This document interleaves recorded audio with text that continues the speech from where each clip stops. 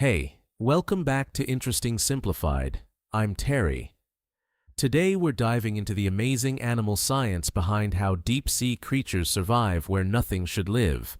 A black, crushing world with no sunlight, where animals glow and hang out next to water hot enough to melt lead. So stick around and let's simplify it. The deep sea is the largest habitat on the entire planet, and the one we know the least about. Go down about 200 meters and the sunlight fades. Push past 1,000 meters and you hit permanent, total darkness. It's colder than your fridge, it's pitch black, and the pressure is bananas.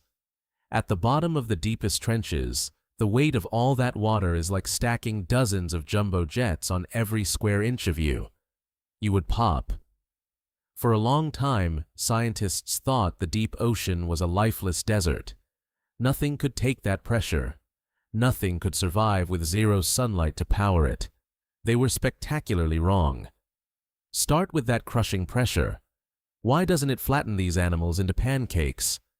The trick is elegant. They don't fight the pressure, they match it. Their bodies have very little air inside, so there's nothing hollow to get crushed. Squeeze a sealed empty bottle and it collapses. But a bottle full of water barely cares. So instead of rigid, air-filled spaces, a lot of these animals are soft, squishy, and packed with fluids that push back with the exact same force from the inside. It's a standoff, and everybody's tied. They protect themselves at the molecular level too. Under that much pressure, ordinary proteins would get bent out of shape and stop working, so these animals make special molecules that hold their proteins steady. They're built from the inside out to fit their world, which is also why a lot of them die when we haul them to the surface. For them, no pressure is just as deadly as too much. Now, the darkness. In a world with no sun, tons of deep-sea animals make their own light using a chemical reaction inside their bodies. It's called bioluminescence, and it's shockingly common down there, and they use it for everything. The anglerfish dangles a glowing lure in front of its mouth to trick prey into swimming right into its jaws.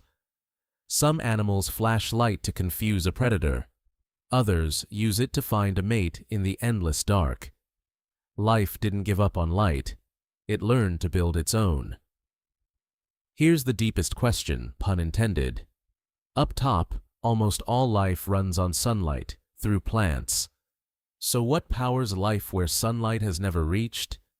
Part of the answer is marine snow, a constant gentle drizzle of dead stuff sinking from above, feeding the scavengers below. Grim snow, but snow. But the real jaw-dropper came in 1977, when scientists discovered hydrothermal vents. These are cracks in the seafloor gushing superheated mineral-rich water, and around them, life was thriving. Giant tube worms, ghostly pale crabs, entire bustling communities in the dark. The base of that food web wasn't sunlight. It was bacteria that pull energy straight out of the chemicals in the vent water, a process called chemosynthesis. Eating chemistry instead of eating light.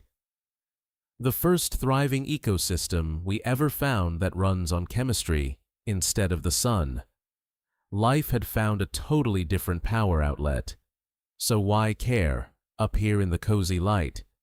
Because the deep sea shattered our definition of where life is possible.